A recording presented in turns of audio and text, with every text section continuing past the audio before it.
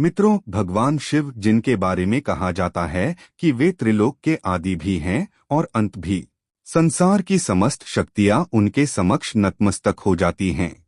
उनकी महिमा इतनी असीम है कि देवता, असुर, यहाँ तक कि स्वयं काल भी उनके चरणों में शीश झुका देते हैं। पर क्या आपने कभी सोचा है, आखिर भगवान शिव का जन्म कैसे हुआ था? उनकी माता कौन थीं? पिता कौन थे? उन्होंने किससे शिक्षा प्राप्त की और किन-किन को उन्होंने अपना दिव्य ज्ञान प्रदान किया? इन प्रश्नों का उत्तर खोजना सरल नहीं है, क्योंकि जितनी गहराई में उतरते हैं उतना ही शिव का रहस्य अनंत होता चला जाता है।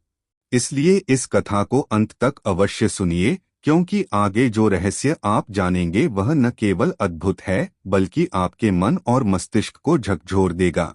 तो आइए आरंभ करते हैं शिव पुराण की उस दिव्य कथा से, जो बताती है कि भगवान शिव स्वयंभू हैं, अर्थात उनका जन्म न किसी माता से हुआ, न किसी पिता से, वे स्वयं प्रकट हुए सृष्टि के आदि कारण के रूप में। इसका अर्थ है कि वे पंचतत्व से भी परे हैं, इसलिए उन पर मृत्यु, काल या विनाश का कोई अधिकार नहीं। वे अमर हैं, अनादि हैं और शाश्वत हैं।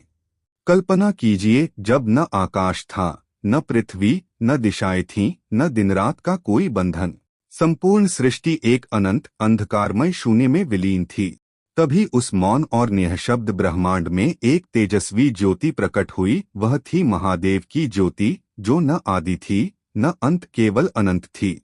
और उसी से प्रकट हुए भगवान शिव, जो स्वयं ब्रह्मा हैं, स्वयं सत्य हैं और स्वयं अनंत हैं। विष्णु पुराण इस रहस्य को एक बिल्कुल अलग दृष्टि से प्रस्तुत करता है। उसमें कहा गया है कि भगवान विष्णु के मस्तक से निकले दिव्य तेज से ही भगवान शिव की उत्पत्ति हुई।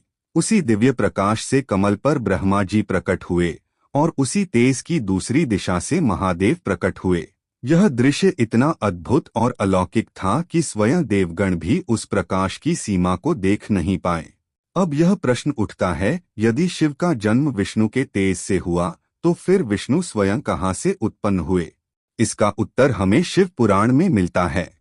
वहाँ कहा गया है कि जब भगवान शिव अपने घुटनों को मल रहे थे, तभी उनके घुटनों से निकले मेल अर्थात दिव्यकण से विष्णु जी का प्राकट्य हुआ। यानी एक ओर विष्णु पुराण कहता है कि शिव विष्णु से उत्पन्न हुए और दूसरी ओर शिव पुराण कहता है कि विष्णु शिव से प्रकट हुए। यह विरोधाभास वास्तव में रहस्य नहीं बल्कि एक गूढ़ सत्य की ओर संकेत करता है कि शिव और विष्णु अलग नहीं हैं, बल्कि एक ही परम ऊर्जा के दो स्वरूप हैं। एक सृष्टि का पालन करते हैं, दूसरा संहार द्वारा संतुलन स्थापित करता है। दोनों मिलकर सृष्टि चक्र को पूर्ण करते हैं। परंतु कथा यहीं समाप्त नहीं होती। एक अन्य पौराणिक प्रसंग में वर्णन मिलता है कि एक बार ब्रह्मा जी और विष्णु जी के बीच यह विवाद उठ खड़ा हुआ कि संसार में सबसे बड़ा देव कौन है। उसी समय उनके मध्य एक अग्नि का असीम स्तंभ प्रकट हुआ। उस अग्नि स्तंभ का न कोई आरंभ दिखता था, न कोई अंत। ब्रह्मा जी ने हंस का रूप धारण किया और ऊपरी छोर खोजने उड़ चले। वहीं विष्णु जी ने वराह का रूप लिया और नीचे की दिशा में अंत खोजने लगे। युगों तक खोजने के बाद भी कोई भी उस ज्योति स्तंभ का छोर न पा सका। तभी उसी अग्नि स्तंभ से स्वयं भगवान शिव प्रकट हुए, त्रिनेत्रधारी, जटाओं में गंगा विराजमान, कंठ में सर्प लिपटे और भस्म से अलंकृत वह अलौकिक रूप पूरे ब्रह्मांड को प्रकाशित कर रहा था। उनकी दिव्य आभा देखकर ब्रह्मा और विष्णु दोनों नतमस्तक हो गए। उन्हें यह ज्ञान हुआ कि उनसे प्राचीन, उनसे महान और उनसे श्रेष्ठ इस ब्रह्मांड में कोई नहीं। वही हैं महादेव, आदिदेव, संपूर्ण सृष्टि के आधार। श्रीमद् भागवत महापुराण में भगवान शिव से जुड़ा एक और अद्भुत रहस्य बताया गया है। उसमें वर्णन आता है कि जब संपूर्ण ब्रह्मांड केवल जल में लीन था और भगवान विष्णु शेषनाग पर विश्राम कर रहे थे, उसी समय उनकी नाभि से एक कमल प्रकट हुआ और उस कमल से ब्रह्मा जी का जन्म हुआ। जब ब्रह्मा और विष्णु सृष्टि की उत्पत्ति पर विचार कर ही रहे थे, तभी वहां भगवान शिव प्रकट हुए, लेकिन ब्रह्मा जी ने उन्हें पहचानने से इनकार कर दिया। यह देख महादेव क्रोधित हो उठे और उनके क्रोध से समस्त दिशाएं कांप उठी, चारों ओर कंपायमान तेज फैल गया। तभी विष्णु जी ने अपनी दिव्य दृष्टि से ब्रह्मा को सत्य का स्मरण कराया कि जो उनके सामने प्रकट हुए हैं वही सृष्टि के मूल आदिदेव शिव हैं।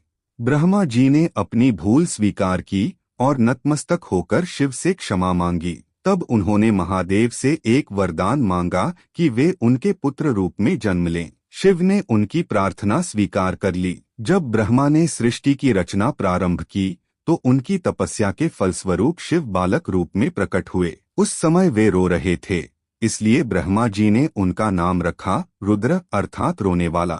यह था भगवान शिव का प्रथम बाल स्वरूप। परंतु भगवान रुद्र को यह नाम भी संतोष नहीं दे सका।